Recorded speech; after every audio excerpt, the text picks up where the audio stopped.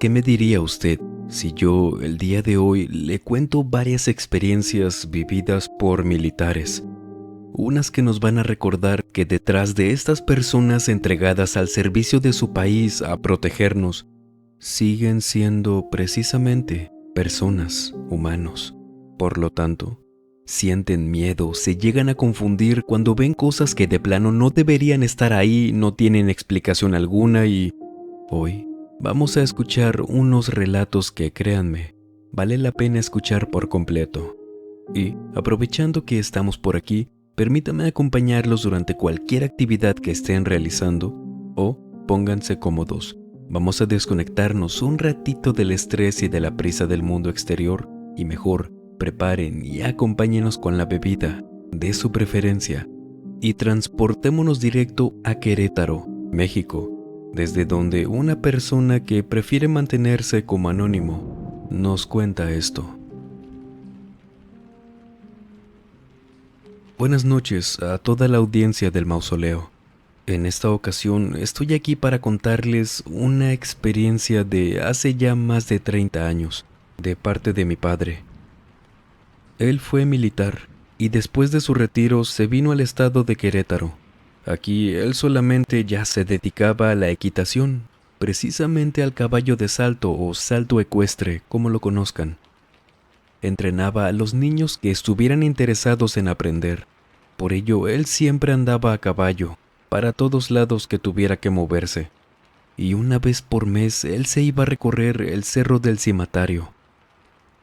Me contó que un día, uno que él andaba por allá en el cerro, a eso de las 2 de la tarde, era un día soleado, despejado completamente.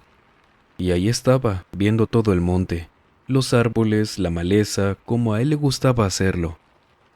Y de repente, ahí él se había detenido a ver todo esto, pero como a unos 100 metros, vio a una persona. Lo observó un poco más a detalle porque se le hacía raro que a quien estaba viendo venía caminando hacia él.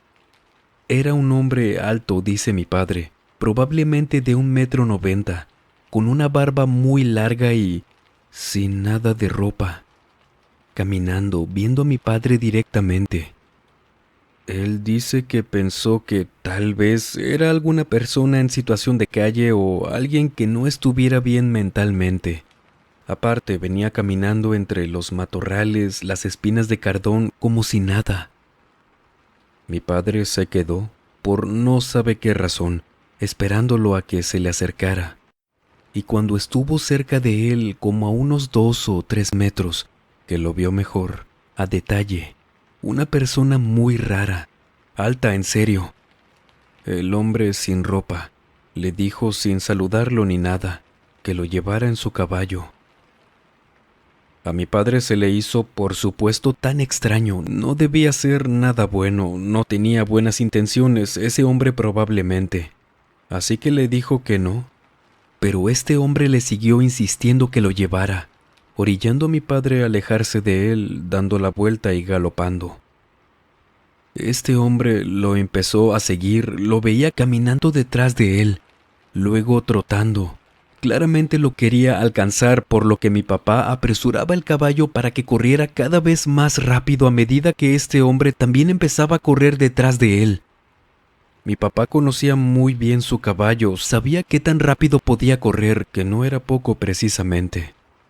Y dice que justo ahí, cuando iba de lo más veloz que podía su caballo, este hombre lo alcanzó. Tenía a esta persona corriendo a la par del caballo, muy rápido de verdad para ser un hombre. Dice mi papá que ahí se dio cuenta que no era humano. Eso que iba corriendo no podía ser una persona, porque iba corriendo como si nada entre las espinas, la maleza, descalzo, sin ropa. Las plantas sí se veían que se movían cuando él pasaba, pero no le parecía provocar ninguna molestia. Este hombre, aparte de correr a su lado a esa velocidad que no tiene sentido, veía directamente a mi padre, riéndose, burlándose de él, viéndolo directamente a los ojos. provocándole a mi papá un miedo que, dice él, que nunca había sentido. No sabía qué hacer más que seguir corriendo en su caballo. De un momento a otro, después de estar corriendo a su lado por unos 200 o 300 metros, este hombre desaparece. No sabe mi papá si se metió a un matorral o simplemente se desvaneció. Después de ese día en que mi papá no supo qué había visto, nunca más volvió a ir a ese cerro, al cimatario, aquí en Querétaro. ¿Cómo se imagina usted a esta persona? ¿Qué hubiera hecho si veía algo así? ¿Qué pudo haber sido? Coméntenos en lo que nos vamos ahora directo a Nuevo León, México, desde donde una persona que también prefiere mantenerse como anónima, ya que aún tiene su puesto como militar, nos cuenta esto. Buenas noches, les escribo desde un pequeño puesto de vigilancia en el municipio de San Nicolás de los Garza. No puedo especificarles cuál, ya que actualmente sigo trabajando aquí y bueno, no queremos problemas. Lo que les voy a contar es una experiencia que viví hace unos 5 años. Para ese entonces yo ya tenía unos 2 años trabajando aquí. Dentro de las cosas que de vez en cuando nos tocaba atender, todo relacionado en temas de seguridad. Nunca nos pasó nada raro. No se tocaba el tema tampoco, no éramos muchos en ese cuartel y la verdad nadie hablaba de temas paranormales. El puesto donde yo estaba y sigo asignado es uno donde de plano en la noche no debe estar nadie ya adentro. Es un campo grande, una institución compuesta de mucho terreno. Y aún así, a excepción de algunos guardias de vigilancia en otras áreas y nosotros, nadie más entra por las noches. Por ello mismo, una madrugada, calculo serían las 3 o 4 a.m., en mi puesto de vigilancia donde me quedo completamente solo, a unos 500 metros tengo a otro compañero en una caseta que no es como otras tal vez, hechas de madera u otro material más o menos de ese tipo. No, son como pequeñas torres hechas de ladrillo, unas cuantas ventanas. Y en esa ocasión yo estaba escuchando simplemente la radio, alternando entre escucharla, viendo la televisión, cuando de pronto escucho que afuera de mi caseta alguien se ríe. Le bajo el volumen a la radio para escuchar mejor y ahí, con el silencio de la madrugada, escucho de nuevo risas, pero de mujeres. Serían a lo que escuchaba unas 2 o 3. Yo no sabía qué hacer, me asomaba por la ventana desde mi asiento, porque algo no me dejaba levantarme. No sé si era el miedo o qué. Y desde mi ventana no veía nada más que como si cargaran con veladoras afuera. Debieron ser unas muy grandes o que las llamas de las velas fueran altas porque se veían fácilmente desde adentro y las ventanas eran altas. Solo veía que pasaban, luego se iban, volvían a pasar, mientras seguía escuchando cómo se reían esas mujeres.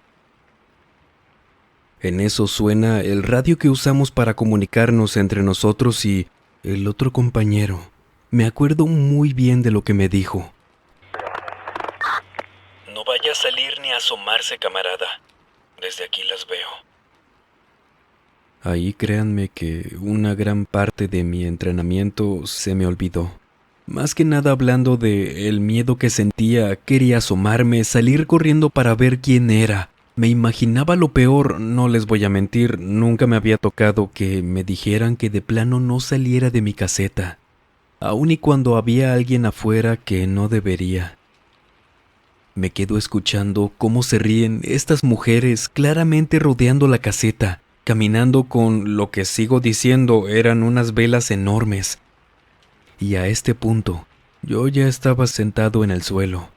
Tenía miedo de que se asomaran y me vieran. No sabía bien qué era y ya me lo estaba imaginando. Suponía lo que era, así que me escondí debajo del escritorio en lo que me dieran alguna orden se terminara y de repente veo que la caseta se ilumina aún más, como si un vehículo se estuviera acercando. Solo escucho que las risas de esas mujeres ahora eran gritos, pero ya no eran a los costados de mi caseta. Se escucha cómo esos gritos iban por encima, cada vez más lejos, hacia el cielo. Escucho ahora la voz de mis compañeros acompañados del motor de una de las camionetas que conocemos muy bien, por lo que me levanto, tomo mi arma y salgo. Los veo bajándose del vehículo, molestos. Venían dos en la camioneta y mi otro compañero, quien estaba en la caseta, ya venía caminando. Me preguntan si estoy bien y yo les respondo que sí. Asustado, camarada. No es para menos, sépalo. Estas brujas hace mucho que no venían para acá. Ya las veníamos siguiendo desde hace rato. Y mire, afortunadamente vimos dónde vinieron a parar. No le hicieron nada, ¿verdad? El puro susto. Les digo que sí, me asustaron, pero fuera de ahí no. No duraron mucho aquí afuera, les comenté. Y también les pregunté que cómo eran o qué traían, porque lo único que veía desde adentro era fuego, como si trajeran velas. Y mi otro compañero nos dijo: No, no eran velas, camarada. Desde la otra caseta las veía muy bien. Eran unas señoras ya grandes, vestidas todas harapientas, pero traían fuego en la cabeza. Andaban corriendo y saltando alrededor de su caseta, querían que usted saliera. Y qué bueno que pude comunicarme a tiempo. Supongo que vieron mi cara de confusión, de susto, porque los otros compañeros me empezaron a decir que no me asustara, que afortunadamente siempre había alguien vigilando, no solo por tierra, sino viendo al cielo. Que hasta ahora no ha pasado nada malo porque siempre las ven llegar volando, las siguen, y hasta ahora siempre se llega a tiempo y no pasa del susto. Fue esa noche que aprendí que aún estando en el ejército, no nos cuidábamos solo de los delincuentes y gente malintencionada, sino también de estas cosas. Y desde entonces, les juro que por las noches, también vigilo el cielo. Una experiencia que nos deja con esa duda de qué pasaría si no hubieran llegado a tiempo. Claro que preferimos que las cosas se queden así como están, todo bien. Y antes de irnos con el próximo relato, queremos agradecerles por todo su apoyo al canal, por escucharlo, compartirlo, comentándonos, dejándonos su me gusta, todo. Muchas gracias. Ahora vámonos directo a Acapulco, México, desde donde Héctor Suárez nos cuenta esto. Para mi relato es necesario que nos vayamos al año de 1997. Tal vez muchos lo recuerden y para los que no, en aquel año hubo un huracán bastante fuerte, uno que dejó mucha gente sin sus seres queridos, ya sea desaparecidos, sin vida, la ciudad destrozada. Y yo ayudaba en aquel entonces porque hasta a los militares nos llamaron para ayudar con todo lo posible.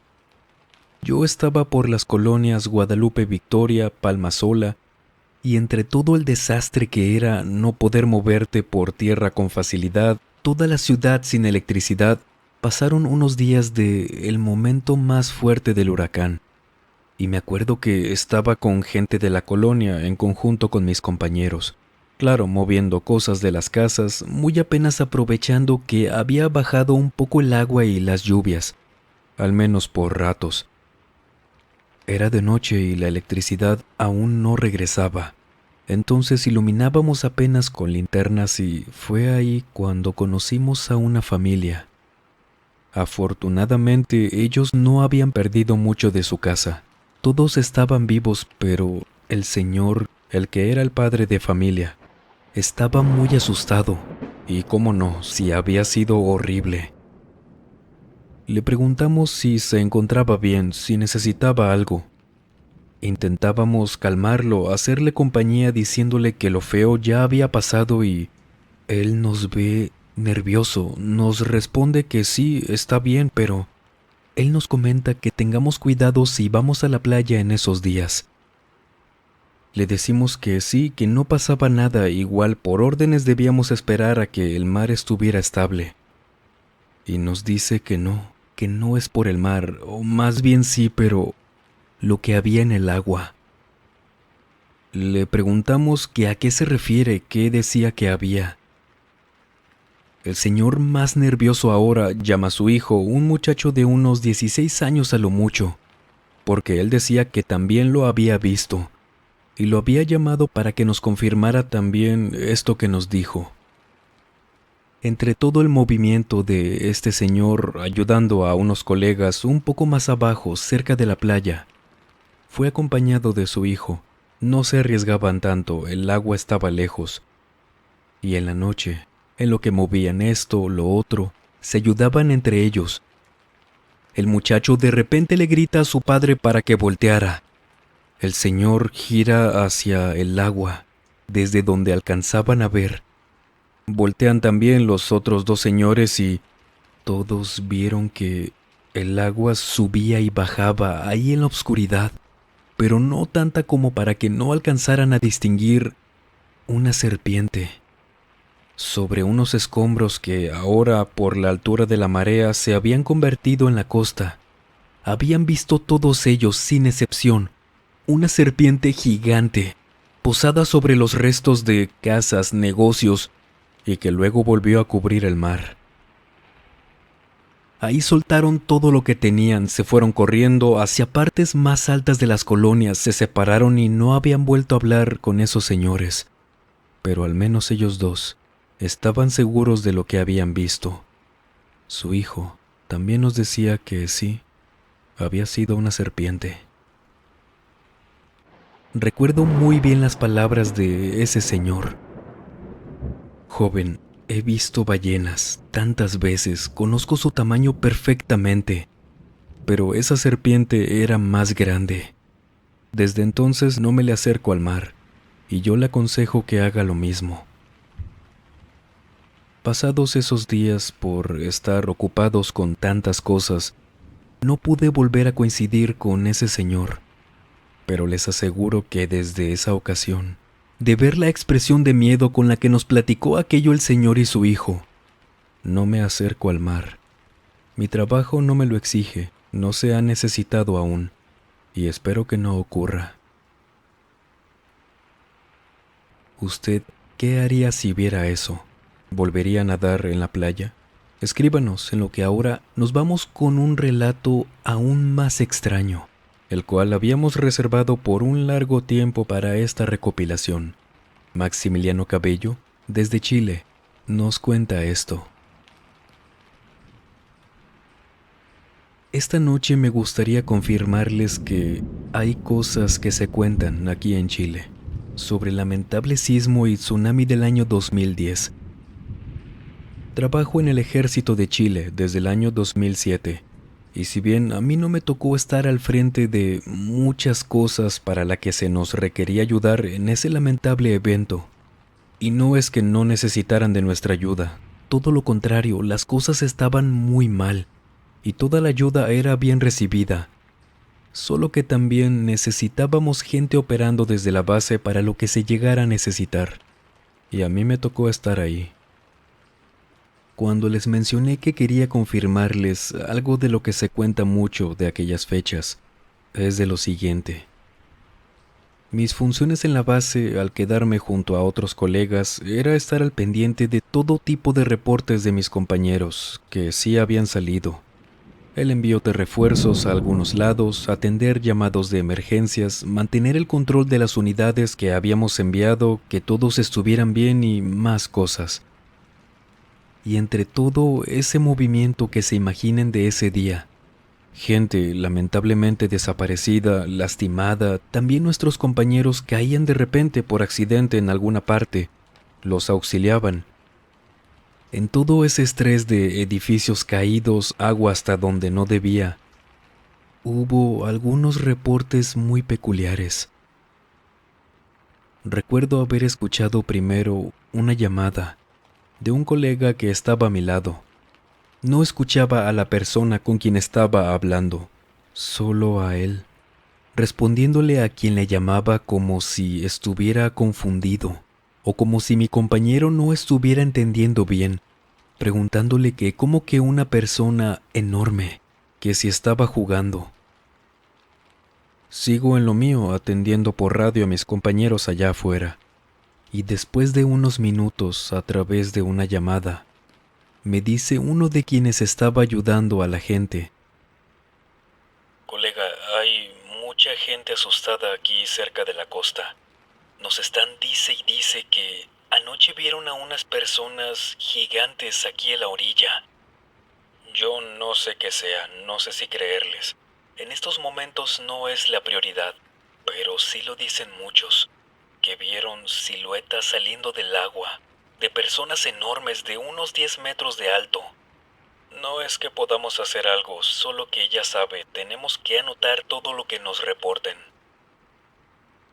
Con esa llamada no supe qué decir o qué hacer, más que comentarle que lo había recibido y que lo reportaría.